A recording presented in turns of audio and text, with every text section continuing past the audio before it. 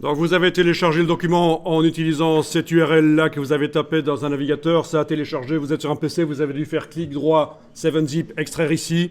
Sur le Mac, il aurait suffi de double-cliquer. Et le document ouvert ressemble à ça. Voilà, vous avez sur la page 6 du texte avec une lettrine. Je pense que sur la page 2, il y a également du texte avec des lettrines. Ce sont des tests qui ont été faits dans le document.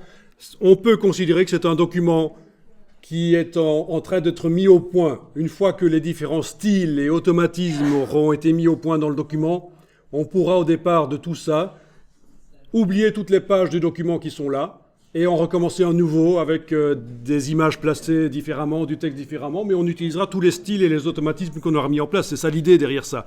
On est en quelque sorte en train de faire la maquette d'un magazine quelque part. La maquette d'un magazine, c'est-à-dire le projet graphique d'un magazine.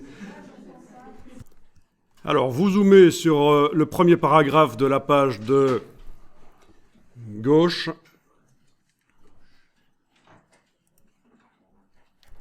Voilà. Et avec le curseur texte, vous allez essayer de cliquer dans ce paragraphe, n'importe où.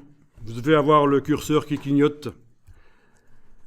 Évidemment, pour y arriver, il faut que dans la palette des calques, menu fenêtre calque, window layers, il faut que le calque image et texte soit déverrouillé. Ben, c'est le cas ici, il est déverrouillé, donc c'est parfait. C'est pour ça que directement on a réussi à mettre le curseur dans le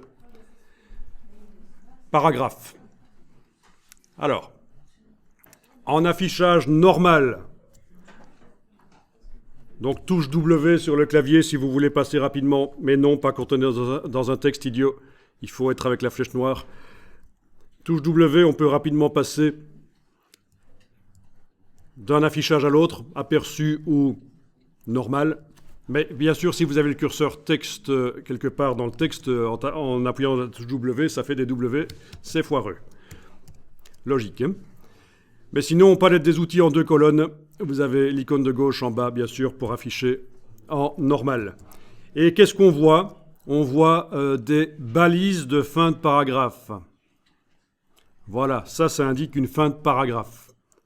Donc les paragraphes, je sais que c'est une notion qui commence à ne plus être trop connue par les étudiants qui sont diplômés du secondaire, mais c'est une articulation du texte. On scinde le texte en différentes articulations suivant l'idée qui est travaillée dans le texte, qui est évoquée dans le texte éventuellement.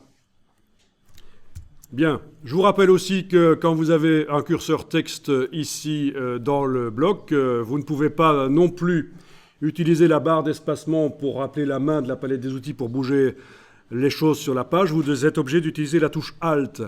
Voilà, dès que vous avez un curseur qui clignote là, vous êtes en train de manipuler le texte, touche Alt vous permet d'appeler la petite main. Vous gardez la touche Alt enfoncée, vous pouvez bouger les choses comme on peut le faire quand c'est un autre outil qui est activé et que cette fois-là, vous utilisez la barre d'espacement. Voilà, c'est une petite astuce, peut-être que certains avaient oublié, donc puisque vous replongez dans InDesign, c'est l'occasion. Je disais donc, balise de fin de paragraphe qui apparaît dans ce document ici, parce qu'on a demandé dans le menu texte, menu type dans la version anglaise, tout en bas, on a demandé d'afficher les caractères masqués, les choses qui ne sortent pas sur le papier quand on imprime ou qui ne sortent pas sur la tablette si on génère l'application, mais qui sont là, ce sont des balises. Et c'est grâce à ça, menu type, dernière ligne, show hidden characters, montrer les caractères masqués, c'est grâce à ça qu'on voit les balises et qu'on arrive à repérer facilement les fins de paragraphe. Ceci dit, les paragraphes sont réglés ici pour avoir un espace après. Donc rien que ça, l'espace après, visuellement, on arrive à distinguer les paragraphes, c'est fait exprès, c'est pour faciliter la lecture qu'on a mis un espace après. Vous voyez, l'interlignage est plus grand que normal, que dans le texte, c'est fait exprès. Bien, alors il y a plusieurs choses qui vont être faites ici.